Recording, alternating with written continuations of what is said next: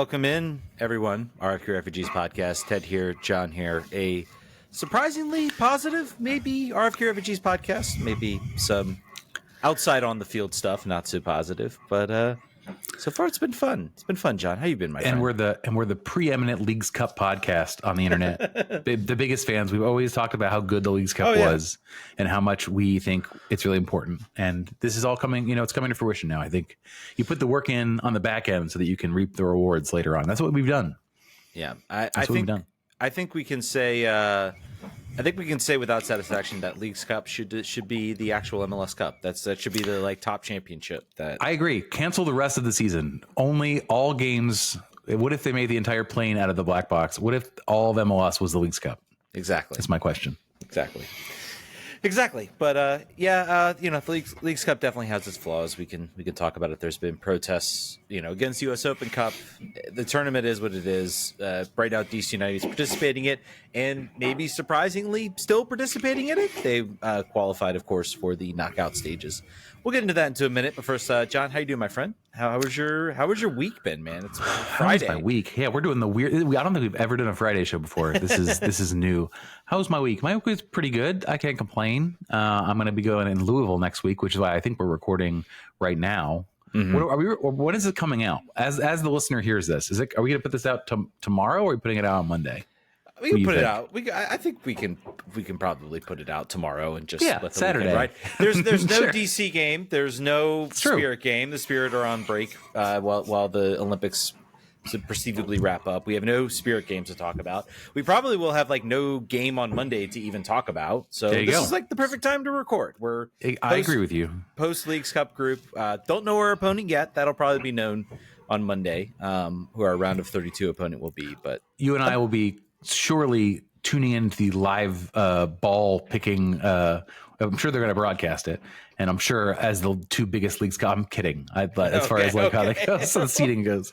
I am making a joke. How was your week? Now that we're here on this Friday evening podcasting, how was your week? It was good. It was busy. Work was busy, and it's just been it's been a week. A lot of traveling and doing other things and bouncing around places and still working, which is not as fun. The hardest part? Yeah, it's not as fun. But yeah, and the soccer's been good. It's been a litany. I don't know if you've been like just gorging yourself on soccer. I saw a meme. I don't know, the Simpsons where Homer Simpson's eating the steak, and he's just gorging the steak, and then he gets to the point he's like, I'm so full, there's food on my plate, but I don't want to eat it. That's kind of how I'm feeling with the soccer. It's been a lot to watch. We still got the women still in the Olympics. The men, of course, crashed out. Former DC United players, Kevin Paredes, Griffin Yao, showing some good stuff. That game against it was Guinea? Was that Guinea or Guyana? I thought it was Guinea, but it might be right. Maybe it was Guinea. Someone will correct us as you do. Yeah, but looking really good. It was kind of interesting to see Kevin Paredes and Griffin Yao out there looking like they were back with the DC U16s tearing it up, and that made me feel happy and sad at the same time. I think is the right word to say it. Mm-hmm. Yeah, I'm glad that it happened. Be glad that it happened, right? Isn't that what but yeah, I don't know if you had a chance, if you've probably been watching much of the Olympics or... I've been watching a lot of weird Olympics, to be honest with you. I've not been watching the Olympics that are relevant to this. I've been watching 3-on-3 basketball, trampolining, all the weird stuff. All right, I'm gonna talk about this on the air, and I'm gonna be made fun of. But I thought of this, and it made me feel really old. This is the most get off my lawn moment. I kind of wish I hadn't brought this up, but I'm going to talk about it now because I brought it up. It bothers me that the skateboarders can listen to music while they compete. And it's not music that's pumped out. They get to play their own. They have a little Zune, and they have their little headphones, and they just rock it out to whatever they're walking. And you don't tell me other players would love to have music, but for some reason skateboarders are special and they get to wear their own head. They get to DJ themselves. Explain why. Gymnastics, the floor routines are all done to music. Yeah. So they let everybody hear it, right? Yeah. Okay. So I can see your point. So they could let everybody. It's just weird. It's just strange. Why did they no, you need to be self-contained. You're listening to profanity music, I bet you. Yeah. And it's also they're doing 20-second trips. I saw they'd put on some music and then they would try a trick and fail within 17 seconds and then have their headphones up. I'm like, what were you listening to? Were you listening to the start of a song? Because it's not over yet. Anyway, that's my get off my lawn moment of the Olympics. And I'm sure people will make fun of me for that because I've not heard anyone else talk about this, but it annoyed me. I'm just surprised. Like the amount of like sports is just kind of ballooned. It's kind of too many. I think it might be too many sports. Yeah. But rugby's awesome. Rugby sevens is very, very cool. I'm really enjoying that. The women's it's over now. Now the women's event, women of course getting the bronze medal. That was fun. Anyway, people didn't hear. We already get complaints. Maybe they are. About Maybe they did. we already get too many complaints about yapping about other sports as we hear a child. Oh, you can hear that. Cool. Yeah. Excellent. Good. I was curious. Oh, this show's off to a wonderful start. All right, let's talk DC United. First, before we get into the games, let's talk about the news. The not so good. Oh, you're talking about the most important news about LAFC acquiring Lewis O'Brien for $50,000. Was that the news you were going to talk about? Because that's the news I want to talk about. Okay, let's jump into that. So DC United had right of first refusal of Lewis O'Brien coming back to MLS, which I think probably when they claim that clause, they're like, he's never coming back. That's not going to happen. But it turns out that is it Nottingham Forest that owns him? Yes. And Nottingham Forest does not know what to do with this man. And he's once again being loaned out, but this time he's going back to MLS, but not to DC United, to LAFC for $50,000 in GAM. And I think we were talking about it on Discord, and someone's like, get rid of Jackson Hopkins, and you said that would make John very sad, and it would. But I would drive him to Dulles if we were getting Lewis O'Brien on a loan with an option to buy. And I think probably this time maybe a more realistic option to buy. Maybe now that they've like gone through this rigmarole a couple times now, and it's not like he's a real prospect that we think is a Premier League player. Like clearly, that's not where we're at right now. So yeah, what do you think about him coming back? I think it's a shame that I guess he isn't coming back to DC. I think for him, I think he went to championship to Middlesbrough and picked up like a season-ending injury. So it's not that there's been skill's been an issue necessarily. Maybe he just can't quite break into the Nottingham Forest lineup, but it's been injury has been a big part of it. So I think seeing that. Yeah, I mean, it's disappointing considering how good he did look when his short stint here in DC. But at the same time, I don't know. He's like, Wayne's gone? I'm not interested. No, thank you. I mean, it's just like why I people get into those types of moods, and I'm just kind of like, it's just situations change, things change. I'm kind of happy with the direction I'm seeing from the team so far with player acquisitions that maybe it's bothering me a little bit less than it should. We'll get into that. I'm sure we'll get into that. But let's talk about stuff that's like not so good. On the field, things seem to be getting better, but off the field, yeah, things seem to be a mess. So if you're not quite 100%, or you're wondering why DC United was playing in Philly earlier this week against Santos, a home game, even though I think they were the road team because of how they were the road team because of how the seating works. Because they were playing Santos, they of course play at home. It's a weird thing about the Leagues Cup. It's just such a weird tournament. I'm not going to lie about it. It's a weird tournament, guys. But DC United having to go to Philly because the field, which has been terrible for the Spirit, terrible for DC, terrible for the U.S. women's national team. I believe they were asked about it, and one player said no comment. So Mallory Swanson said it's like kicking dirt on corners. Yeah, it's bad. Of course, a lot of events have been happening. The Washington Defenders. There has been rugby. There has been, I think, the last thing was like the Broccoli Festival, apparently. Yep. So the team packing events into that stadium, which we've talked about. As they're supposed to do. Yeah, as they're supposed to do. They have, I believe, part of the contract is they have to hold a number of events, right? They have to. Which is why they have the weird movies on the lawn and yoga. Mm-hmm. That's why. Those kind of things. Yeah, just to get those events in. But also, the team needs to figure out better methods to take care of the field. They put out a statement apologizing to fans and essentially saying, "Oh, but we really wanted to, we're gonna put processes in place to take care of the field now." And I'm like, okay, if that process isn't like a more durable field, we have heard from, I think, some fans that made the trip, or some people that maybe were talking to people in the team, there is going to be some sort of video or production sort of outlining what's going to happen with the field. We'll see what happens. But overall, the response to my statement was, okay, well, why weren't those already in place? And as good as things, like as bright as I think things are going on the field, like we're on a four-game unbeaten streak, winning streak if you want to include a penalty shootout win. These types of things really like just kind of weigh down the entire team and weigh down and really make you wonder, are things going in the right direction, or is this just more kind of false gold? I don't know. What are your thoughts? I am in no way concerned about this. Okay.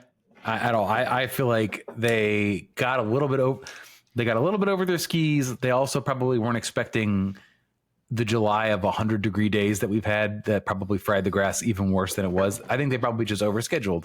They have too many teams that utilize this, and I think that they maybe just should have gotten a little bit earlier on the replace. I think they were just so, like, I bet you they were like, oh, we'd love to do this earlier, but we've actually scheduled so many events for the end of July that there isn't a time in which the field would get a chance to bed in.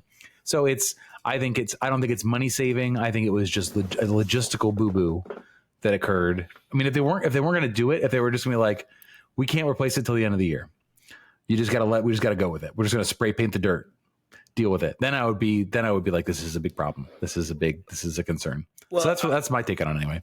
Well, are you going to be okay? So you have all these events. I believe Golf reported the team is looking at getting a hybrid field installed. Is that going to happen this time? Is that what they're installing? If they are, then okay. I bet. Then okay. If they're just laying down the same sod, then I'm going to be upset. This team also is going to have DC Power is going to start playing, which you talk about the number of events like they need to held. I keep wondering, is this just like, look, we're just going to fund this team just to get our events up? We'll see what happens with the quote unquote the UFL and the DC Defenders. I think a lot of the buzz has gone out of now that Dan Snyder doesn't own the Washington Commanders. That felt very much like a team to go to be like, I'm going to support an American football team as like an FU to Dan Snyder. That doesn't really exist anymore. It has fallen apart pretty quickly. I would agree. Yeah, the buzz is no longer there. The buzz is no longer there. So we'll see what happens with that. I don't know. It feels like logistical things like this just kind of keep happening with this team. As much as you want to think that this team is turning a page, moving in a new direction, these types of things come up, and it makes you go, oh, come on. Like, you're a grown-up team. You're a professional team. You're a professionally run organization. You should have your field in mind when you're scheduling events, when you're planning events. And I understand you have restrictions. You're trying to maximize the use of that stadium. Taxpayers paid for it. I get all of that. Figure out a way to be smarter. I don't know. Or install a better field. I don't know. And I don't abide by the whole, like, oh, it's hot. It's hot in the summer. I think that's like, of course it's hot in the summer. We're living in a global warming like era where it's getting exceedingly hot. I don't know. I don't agree with your take. I think this is still embarrassing. Hopefully they've learned their lesson. I think at this point, a statement's not going to do it. Actually doing it and actually, performing and keeping that field active is what's going to convince me. I don't know. That's how I feel. It's upsetting in a lot of ways, but on the field, things are going swimmingly. We'll talk mostly Santos. Sorry, go ahead. No, it's bizarre world. It's the backwards. Everyone's all the vibes on the internet are like, this team is killing it right now. But the off the field, I'm embarrassed. I'm noticing that on Twitter a lot. Yeah, it's strange times we're living in. Agree. Let's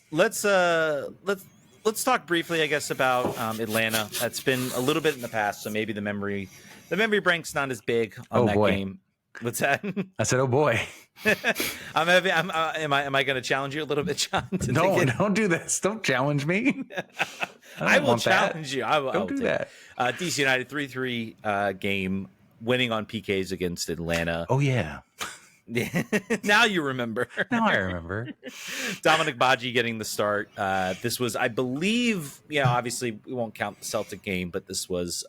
Please don't. Yeah, please do not. Although I will note that they beat Chelsea and Man City both by 4 goals in the subsequent games after that. So good company. We're as good as Man City. There we go. There you That's go. what we'll That's say. what you can take away. But David Schneider getting the start.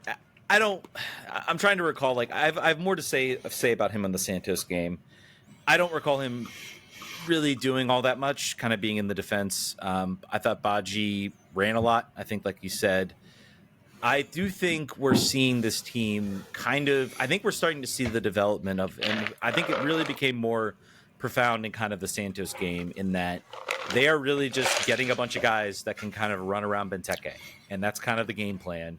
And I think it actually is kind of working. They're seeing It's a good game plan. Yeah. That's decent. It's working and it's a good idea. Well, use the asset while you have it, but while not also, that's not resorting to long ball tactics, which a lot of people complained about. It's just saying, all right, well, what kind of player complements this guy while we've got him? And then let's use him. Yeah. So, I mean, obviously the 3 goals that DC scored, they also gave up 3 goals. One of which a banger from Jared Stroud, and then Jared Stroud also getting on the end of a pretty poor defensive play, throw a direct ball over the top, and hey, you take that opportunity. Alex Bono playing the ball over the top, and then of course Christian Benteke winning it off a set piece on that goal. So all intents and purposes, a good offensive performance from this team. Defensively, I think they were, again, kind of a little bit on the weak side. They were getting beat a lot. I think McVay particularly didn't have a good showing. He also was not on the field against Santos, but I don't think I'm remembering he was on the Rios goal. The first goal for Atlanta was not as bad defense. The Lobanitze goal from distance, I think, was like a poor clearance, and then also the penalty was stone cold and stupid. Yeah, and the going back to I think that's where David Schnegg really didn't cover himself in glory. I think he was struggling a little bit, kind of figuring out when to press up. He was caught up. There was a lot of space on that left side. He tried to come back, and I think he kind of left a lot of his defensive teams hanging. I think those are things that are going to come back as you learn what your team can do and what they can't do. So he's a game and a half in. That part. It's like the individual skill is something you can analyze. The sort of how well you play with your teammates is something that you can't, not yet anyway. Not worth it. Yeah, I mean, I think it was unfortunate the team couldn't quite see that game out, I guess. They gave up a PK. They have to go win it on PKs. It ends up working out in the end, but I think it's kind of, It does. And I just want to say, like, before, other than the gameplay, I think that this team won in penalties was actually really good. I think that's a really a good confidence builder. I think they got the 7th man. I think they went pretty far deep. Players that you would not have assumed were going to be taking penalties were able to do so. So that part's good. I think that losing penalties bums you out in a way that persists a little bit, and winning them makes you feel like you're better than maybe you are. So I'm glad that they got that and they carried it over and made a little confidence. That was good. And good on I think McVay's the one who gives up the penalty. He also gets the cheeky little he goes the Panenka right down the middle. Does the Panenka to score the goal. Of course, he's also the one who gives up the penalty. Remember, he kind of who else took? I'm trying to remember. Benteke took. Pedro missed. took. Yep. Pedro. Perane took. Santos. And then McVay. I think did Herrera take one? I don't recall. I don't think he did. Yeah. So I'm just really, really glad they did it. Alex Bono got a chance to, save. I think he saved 2, right? Yeah. Two saves in the penalty kicks. He also has a save during the game.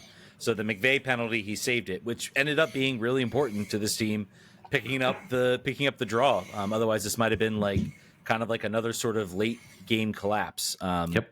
So all in all, I think a solid performance. I think it's good that this team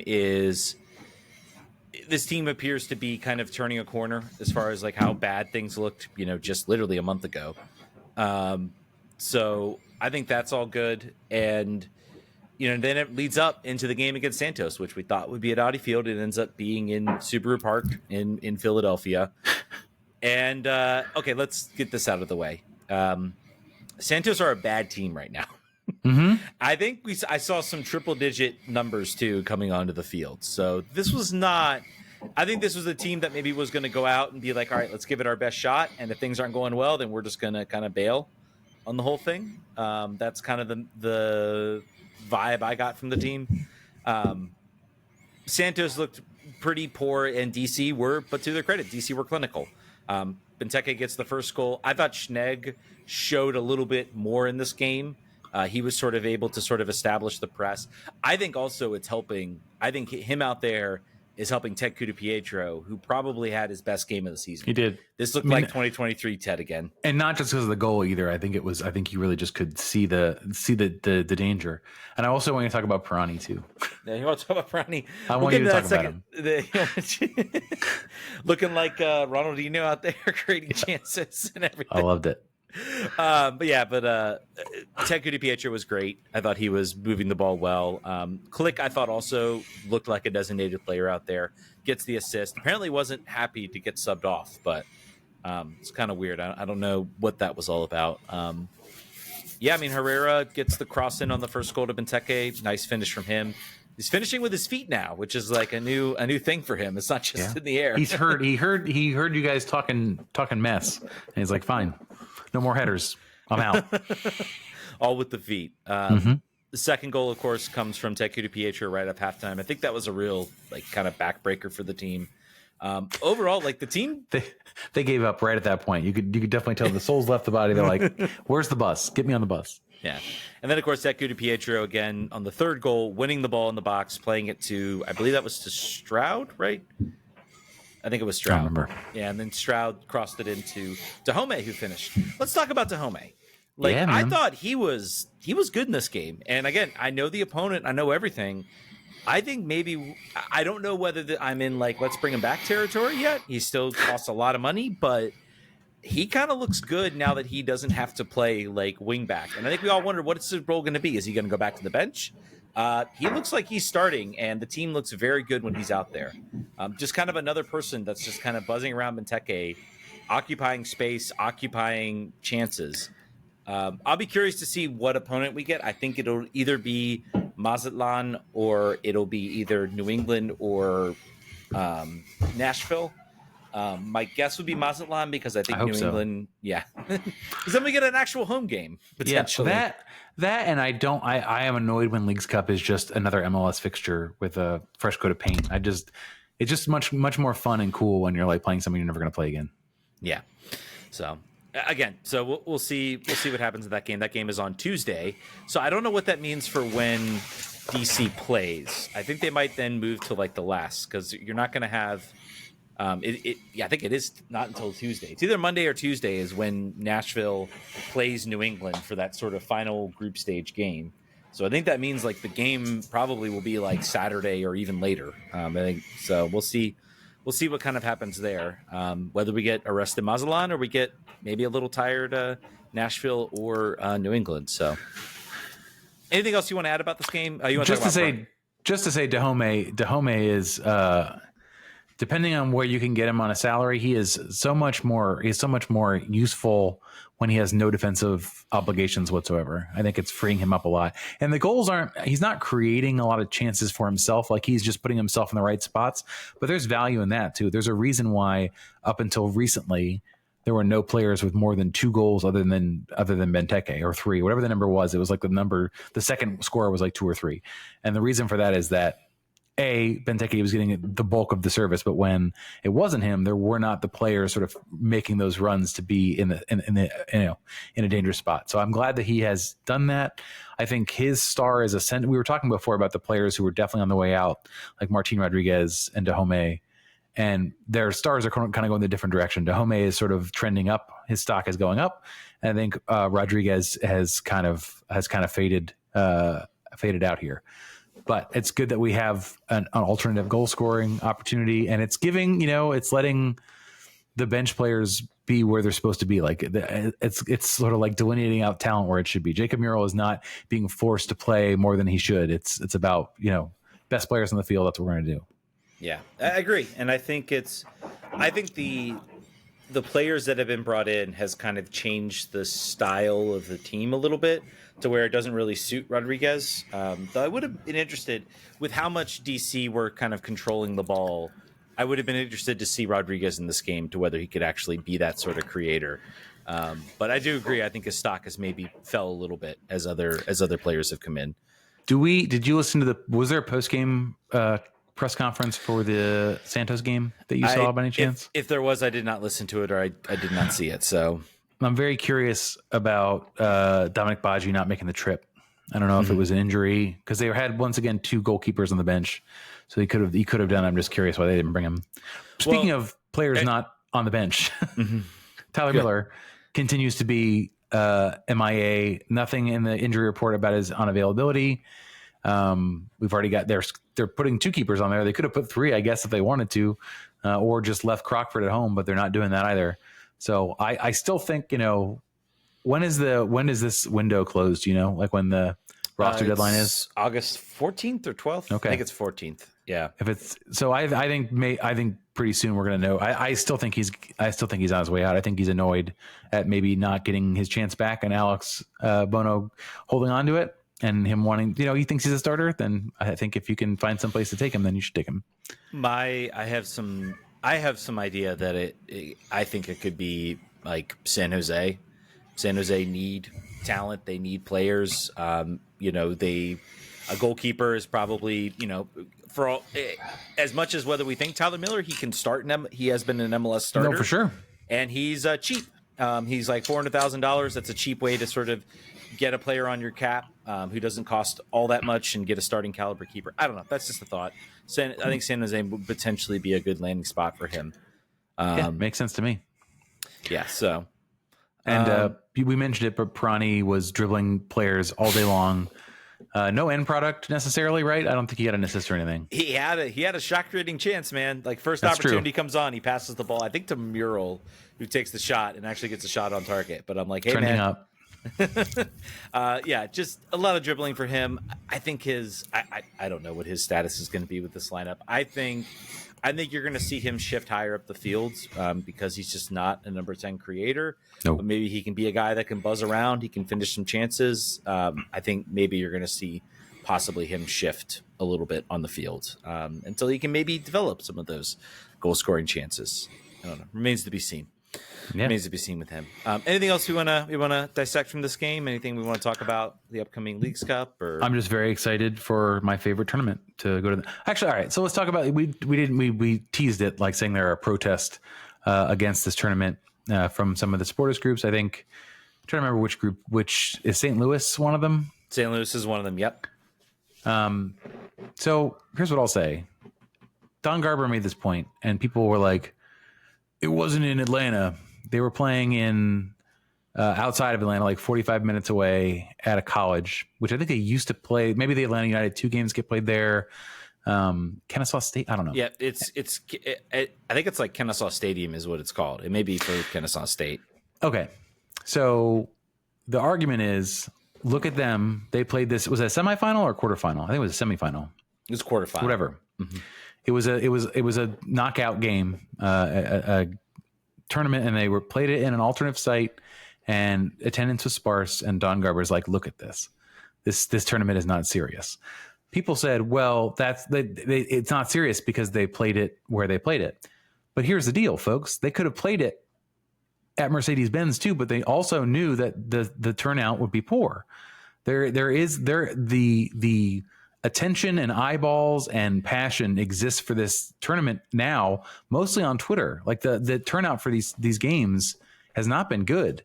The media deal is bad, right? YouTube is bad as a source of having things. It's widely accessible, but it's just not good. It's good for people that are on Twitter, but it's bad for everyone else that's watching soccer in a conventional way. I agree with Don Garber. I feel like that their Leagues Cup is doing better, and there's obviously the full marketing might of MLS and whoever else behind this tournament, so that helps. But there's still there's some matches of like garbage MLS teams and garbage Mexican teams, and they're still faring better than a USL or an Open Cup quarterfinal or semifinal, including an MLS team. So I don't know how you fix US Open Cup, but I do agree that it requires fixing. And I think from Don Garber's perspective and the owners, it's not just Don Garber, right? Like Don Garber did not act on his own to kill US Open Cup. Many of the owners were supportive of this.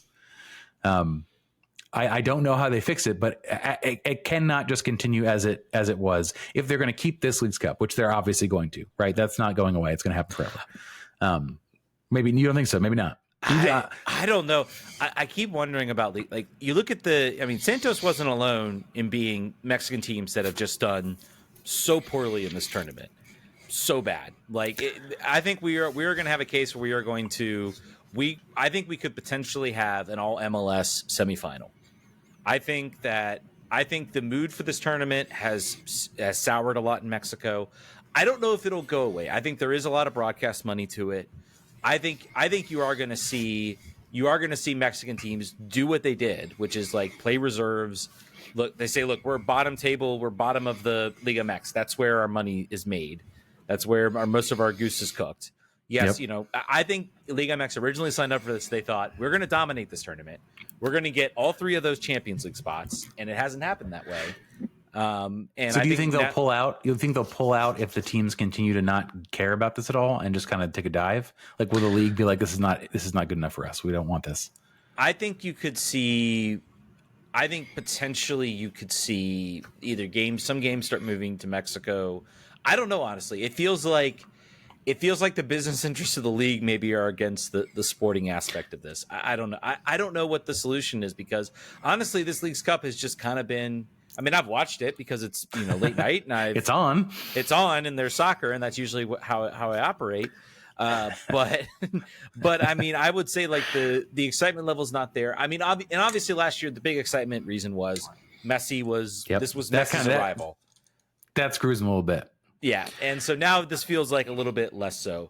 I don't know. My team is still in it, so I'm still going to watch, and then maybe once he's out, maybe I'll stop paying attention. I feel like I do agree that they do need to have some games in Mexico. I think that is silly. That they can fix and do. That's not impossible from any perspective, from a timing, a TV perspective, time zones, anything. You can make that happen. But yeah, I don't know. I feel like the U.S. Open Cup is a nut that still needs to be cracked. It's not right now the way it is. And I think probably money is the answer.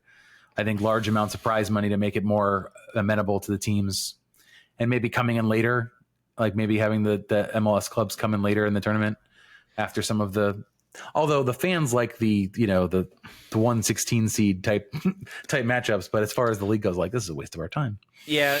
And the biggest reason is, I would even ask the draw. The draw of this was supposed to be too, like, the Mexican League, the Liga MX teams coming in. The popularity, I will say, of Liga MX has started to dip a little bit. It is not the juggernaut it was like 5 years ago. I think they came out, used to be Liga MX would be the highest watched league. It has actually fallen a little bit. I think Premier League has kind of overtaken it in America.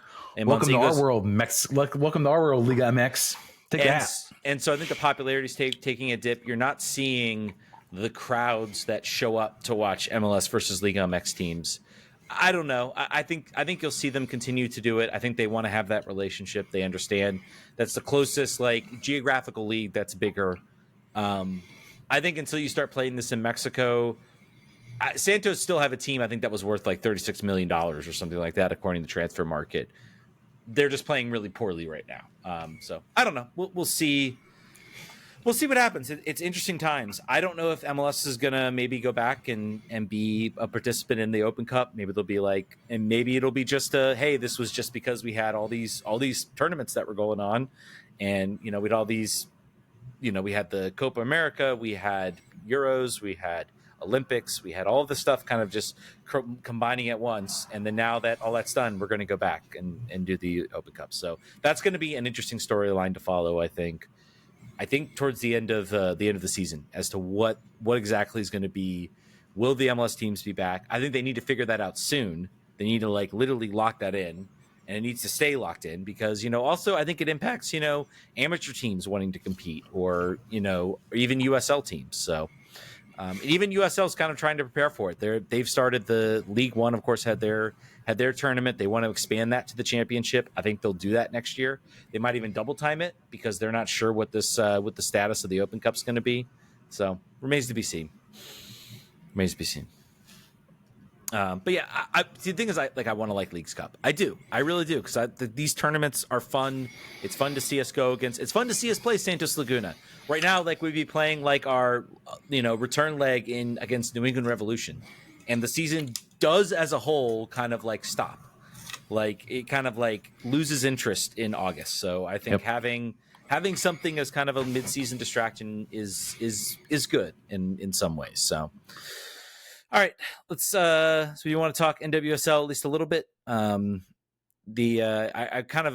sorry I was not in Richmond. I would have loved to have gone to this event to see Washington Spirit play Chicago Red Stars in City Stadium in Richmond. Crowd seemed like it was decent. Of course, there was none of your U.S. Women's National Team players are there. It's definitely reserves. I maybe had some hopes. I'm like at the beginning, I'm like, oh, maybe the Spirit are going to like rock this thing, and we're going to be like just like the most in-depth team. And then losing to Gotham, I think after that, really, I think it was very unlikely they were going to get that spot. I think it would have required Chivas to beat like Gotham, and that wasn't going to happen. So yeah, Jonah had said like this was not a tournament that he really cared about, and that was borne out.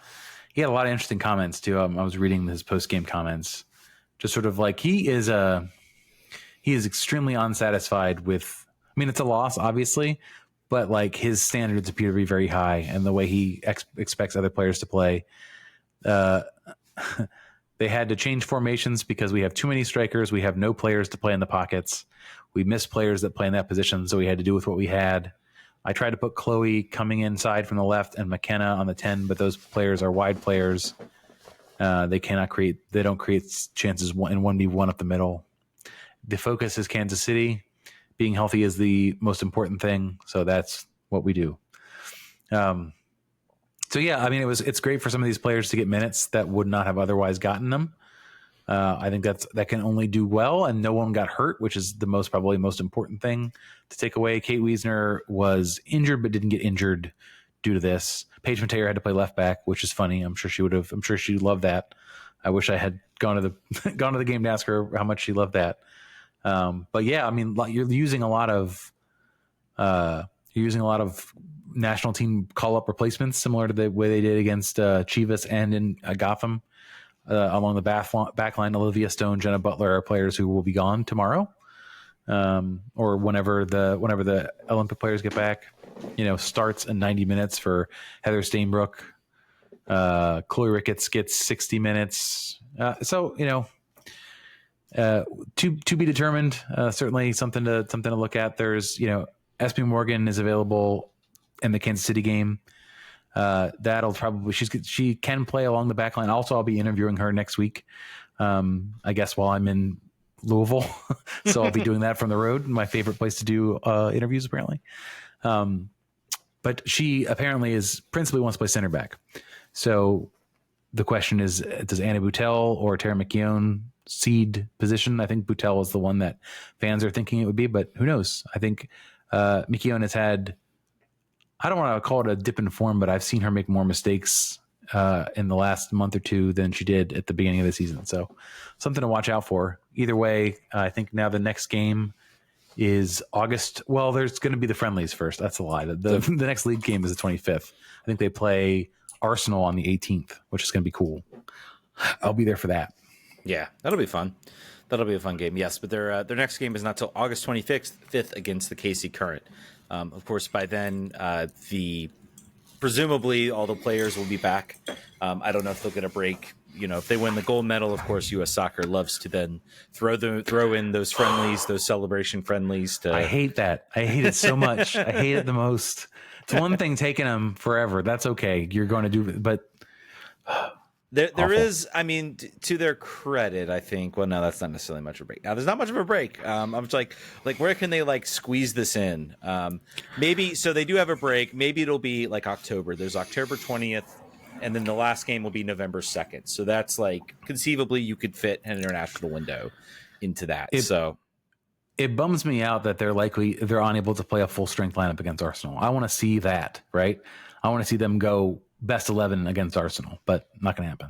I mean, I don't know, man. They might lose. They might lose against Japan, and then they'll be back basically pretty quickly.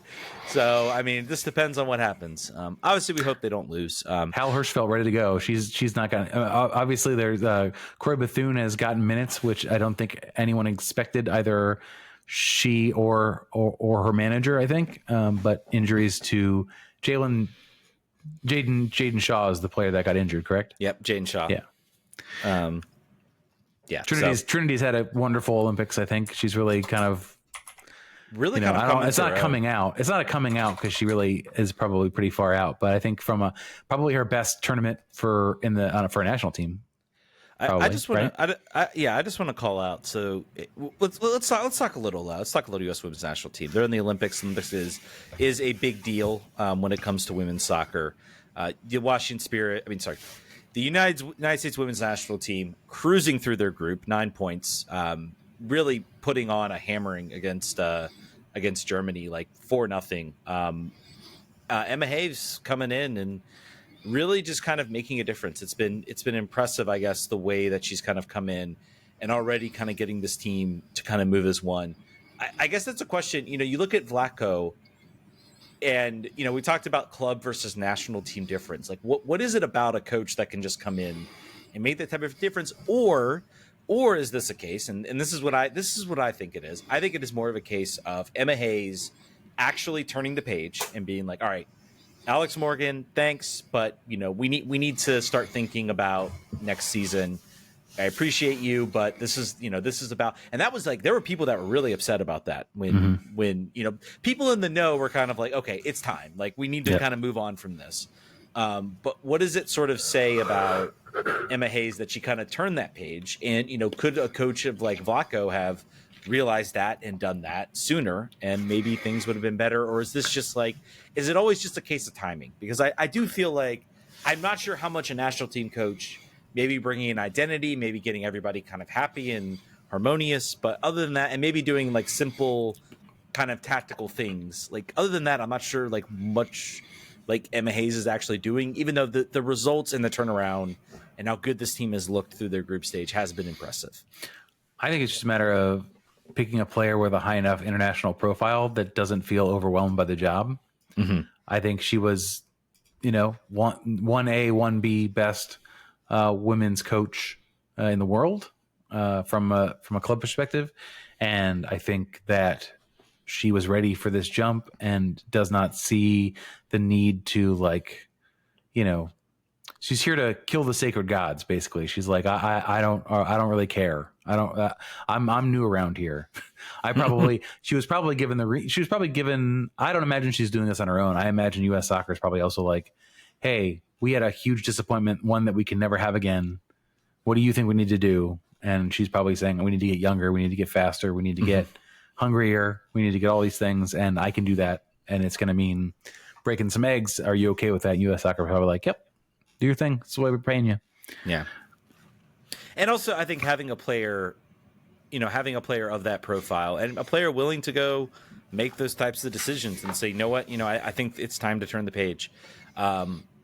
Obviously, I think maybe some of the things that maybe people aren't happy about is bringing in Corbin Albert. I think that's been probably one of her more controversial moves. But to the team and to her credit, they've kind of all just said, yeah, she can help us. We're going to kind of roll with it. We've had discussions with her. And, if the players who are on that team, who I know there are still some very, very active players when it comes to LGBTQ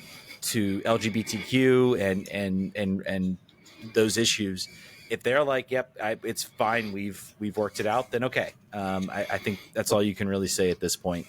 And maybe allow some people to change, but I don't know if that's I don't know if that's possible. And I'm not saying what Corbin Albert did was good or anything, but I think this team historically has not been shy of speaking their mind overall.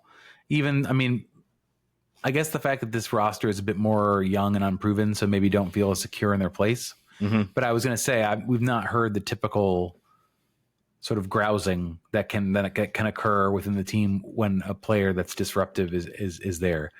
I think the fans are certainly more upset maybe than the team. We'll find out later. Maybe it comes out, that the team was just as mad as other folks. But either way, she's not going anywhere. The coach has made the decision, and like you said, they've sort of came out. They've said what they're going to say about it.